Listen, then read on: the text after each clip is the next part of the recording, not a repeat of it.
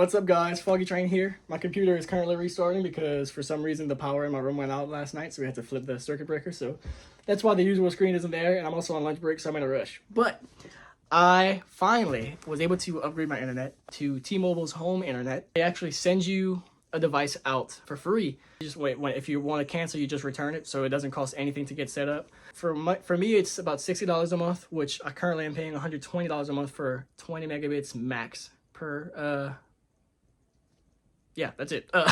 20 megabits per second max at right around $120 a month, which is actually a deal from the company that I get it from, which very thankful for them because that was all I was able to get at the time.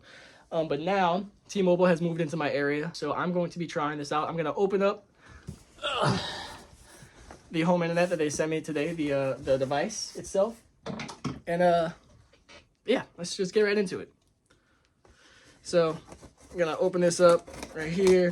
Also, I plan on probably doing some kind of a speed test type deal with it, just so I can kind of let y'all know if I recommend it or not. I know it's gonna vary area by area, but we'll see. So this is it right here. This is not the one that I thought it was gonna be actually, because they also have like a big one that's like it almost looks like an Xbox. It's like a big black box. This is the little white one right here, which is cool. Internet, what's in the side. So that's the 5G gateway, quick start guide, and the power adapter. Also a windowsill bracket, so that's pretty cool. Devices for use on our network and not for commercial resale. Okay, cool. Anyway, break this seal right here. I do not want to mess up the box in case I do end up having to return it. So break that seal, open it up. Oh. That happens every time. Quick start guide.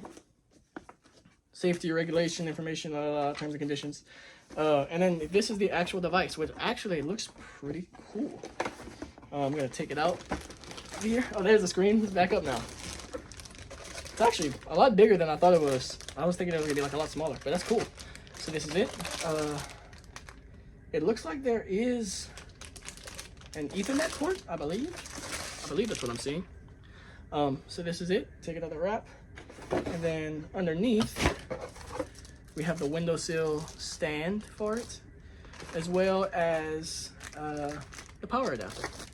So this is it. You can see all the ports at the bottom there, so that's nice.